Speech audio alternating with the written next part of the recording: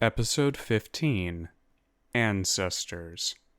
Fenrir and Guinevere examined the glowing red runes on the massive stone door. She felt that she knew them intimately, but she had no words to describe their function. "The spell seals the door," Guinevere said in her best approximation of the truth. "It appears to have 2 lodestones." "And a mundane lock, as well," Elidas pointed out. Searching around the door revealed 2 blood-stained chutes that presumably led into the room beyond. Following the red carpet back from whence they came, they take a different door. The long hall beyond is slowly uncovered. Flickering black shadows, drenched white skulls, and bone that lined the walls. They check each door as they pass. The first is locked. The next, an empty room, seen before. The third's second door was the only thing of importance in the room. Lamentations could be heard from beyond the door. Fenrir entered the room, exclaiming, "Who there? You all right?" "My bones. Where are my bones?" a voice rasped, repeating itself over and over again. 2 angel statues stood tall over the open sarcophagus, which contained naught but dust and ash. "My bones. Where are my bones?" chased the party out of the room. The next door they entered was the last door in this hall, but not the last to be checked. Beyond was a circular room and a circular stone. Upon the surface of the stone, oil was held in a carving of the word protect. Fenrir moved to torch it. "Halt!" a voice bellowed. From the stones, seeping from the gaps and the cracks, came a man of blue and purple light. His toga vanished into shreds as it flowed like slow fire. "Mine descendant has forbid the lighting of this stone. Flee now, Tanglebeard, or face mine wrath." Fenrir scratched his shaved chin. "Hello, I am Fenrir. I apologize for interrupting your vigil," he said politely. "I believe my name was once Marcus." "Strange door, locked by blood magics in your tomb. I think something wrong here. After all, blood magic is heresy to mutant demon. No?" "It matters not that the seal is of dark arts. The seal was made, and the plea was answered." "With northern heretics in your opening hall and demonkind roaming about, your concern is with your descendants' fears, instead of what dark things hide here?" The phantom considered. "I would not break mine word. I would forge it in steel and carve it in stone for one of my own family. I cannot allow thee to burn the oil. I would like to speak with mine descendant, have him come and explain these oddities, and we shall see then." Giving up on this path, Fenrir tried another. "So, if I bring demon here, you kill it?" "Yes, after it kills you." Fenrir frowned. "Why?" "It is not for me to fight the battles of a man I know not. Also, you're a Kraken man, not Tendemon." Fenrir grumbled, then, out of simple curiosity, asked, "How you die?" Marcus looked off to the north. "I was hunting. The winds howled, and the beasts were quiet. We didn't know they were there, till the tundra wolves had their teeth on us. We killed many, but I was dead at the end of it. We meet other ghost, who was missing bones. You know where? Alas, I know not where the bones of poor Gregor lie. Thank you, said Fenrir. Imp's wings beat through the last door at this end of the hall. Guessing that the room was connected to the first they had entered, Fenrir trotted around to that end, and the players pincered the monsters within. Fenrir quickly felled a suitor, and the rest a crawling devourer, only for the imps to fall to ghosts as they swarmed from the walls. They vanished as soon as they came, leaving only the corpses of demonkind behind. Fenrir spoke into the empty room. Hello, Lord Ghost? Yes, said a pompous, nasally voice. We search for bones of Lord Gregor. You happen to know where they are? I did see a giggling imp run about with them, but no. You know how to open stone door at end of cross hall? No. The large door halfway down that hall? No, the ghost said smugly. Abandoning the questions, Fenrir said, You help with demon spawn here. You help elsewhere? I don't know. It is quite messy in my room. Help us, and I will get the blood and corpses out of here, said Fenrir. All right. Fenrir hauled the corpses with the help of Charlotte, and mopped blood with the help of the Northerner's clothing. Footfalls echoed as the players returned to the hall and marched to the far end. Another room with a raised circular stone. However, this stone's groove was dry, and the word was secret instead of protect. A hole was in the center of the room. They find another long hall on the opposite side of the cross-shaped room. Rubble blocked one end. They check out the rubbleless end of the hall first. As the party looked over the room, Fenrir felt a chill down his spine. He turned to see the ghost of a veiled woman. Her red eyes stared, hazy and unclear, into his. She was not more than an inch away from him. She appears to be judging you, Elidas said. With his words, the ghost swirled to him, getting closer and closer. Elidas flinched, nervous sweat falling icily down his brow. The ghost scoffed and left him. She swirled away to glare at Guinevere. Gwyn glared back. Fenrir, seeing no end to this, snatched at the ghost from behind. After all, if a ghost could kill with a knife or spear, surely they could be touched. The ghost gasped in surprise as Fenrir held her in both arms. She was terribly cold. She suddenly lost physicality and slipped into Fenrir. After a moment of silence, Guinevere jested. Hey, Fenrir, how does it feel to have a woman inside of you? It felt cold, strange.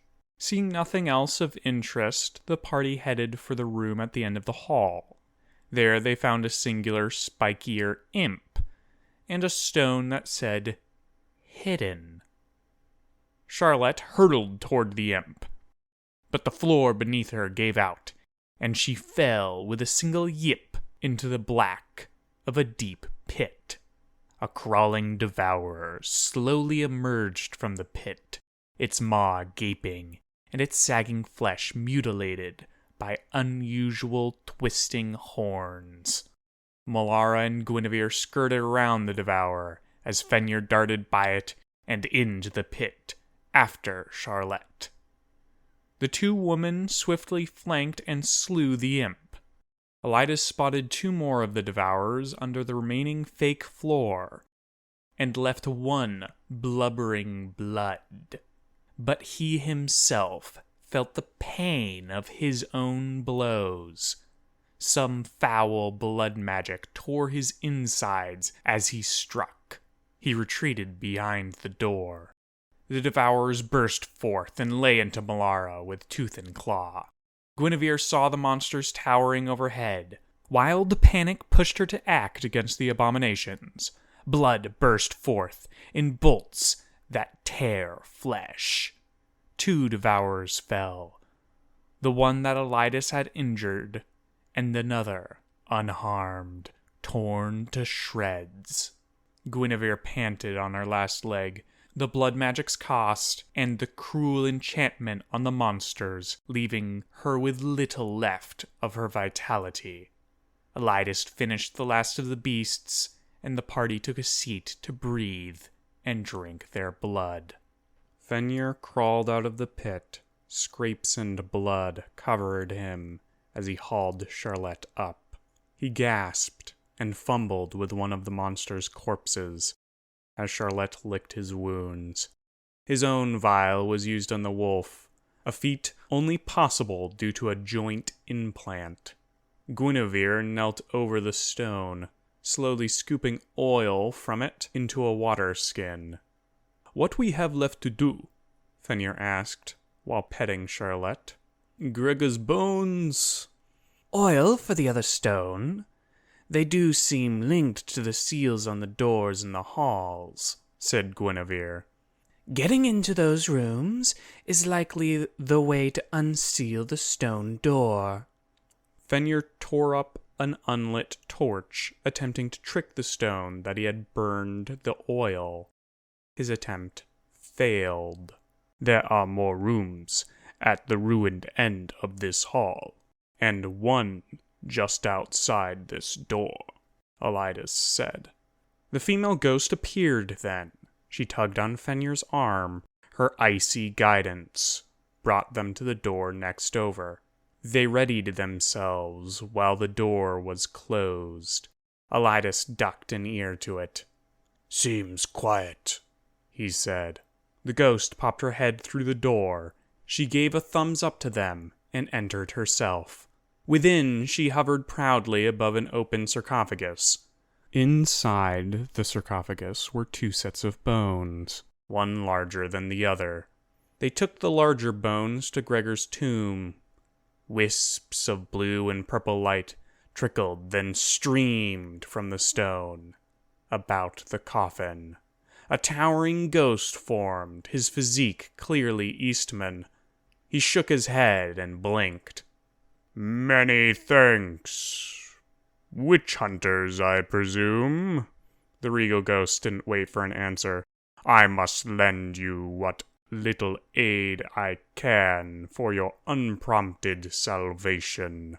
"I sure you have noticed that tomb infested with demonkind," Fenrir said.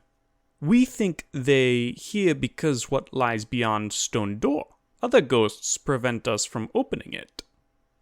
"I shall speak with them on your behalf. The presence of imps and demonettes angers me. If they may be purged, a rest we may return to," the Ghost King mused. The ghost followed them as they returned to the room with the Protect Stone. Gregor floated through the door and declared, "It has come to my unfortunate attention that demonkin desecrates our tomb. This heresy is most vile, and I would put an end to it. I believe the door, sealed by a descendant, has something to do with this travesty." "Gregor, it is good to see you sane again," said Marcus. "And I am thankful to be sane. With the aid of these valiant witch hunters," Gregor said while gesturing at Fenrir, "purging this holy place should be quick and easy as flame through dry grass." But we need this door open to know what truly lies there. The witchcraft upon it blocks our entry." Marcus looked suspiciously at the party, then sighed. "It would be my honor to aid you, Gregor. A request from family must be fulfilled, and I too am curious what our descendant hides." And so the oil burned. They brought the oil from the hidden room to the room with secret carved into its stone. Fire burned. Something clicked, and they were let into the door at the center of the hall.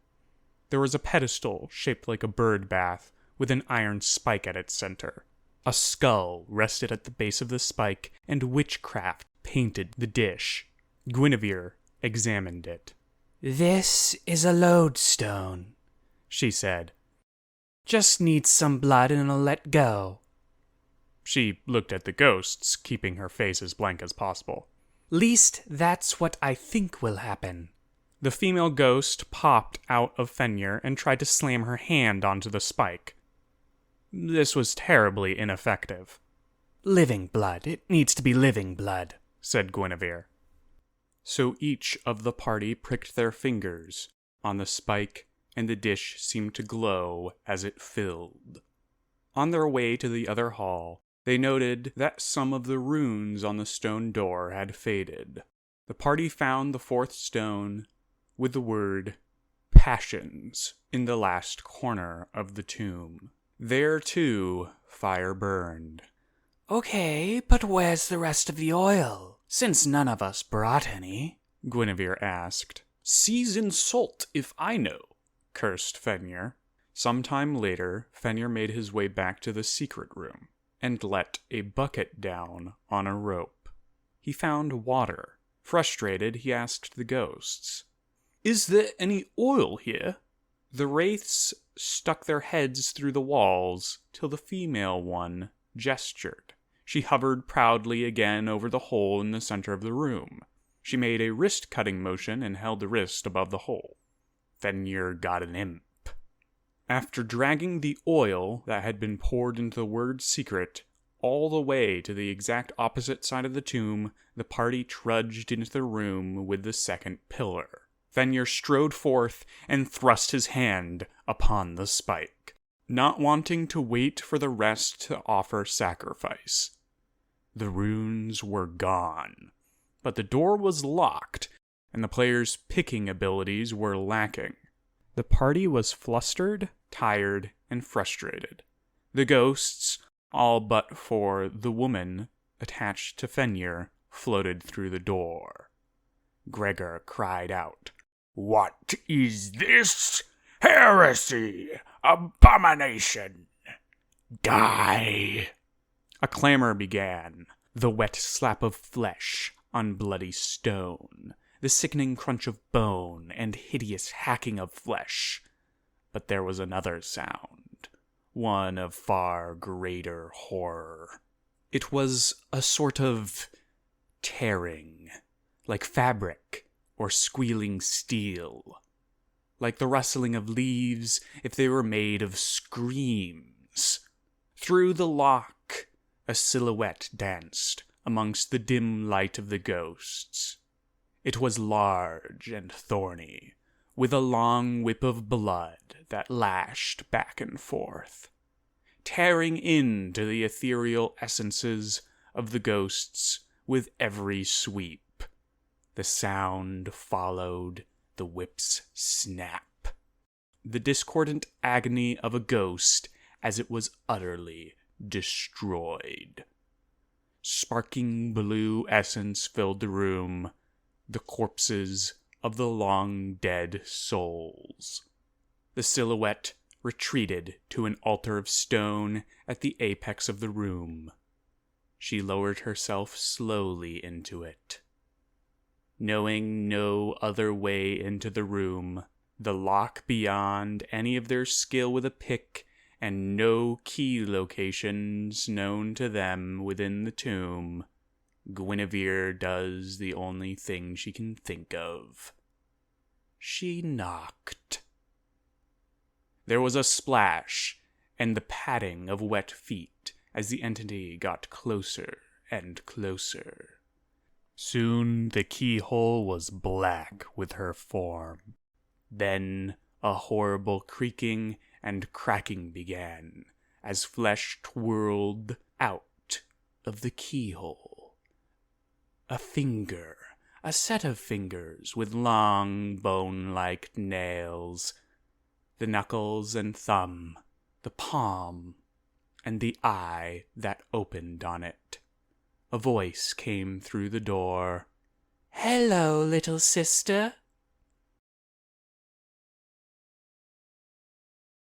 Thanks for watching. Like and subscribe. Hit that cursed little bell. And I hope to see you around my campfire again.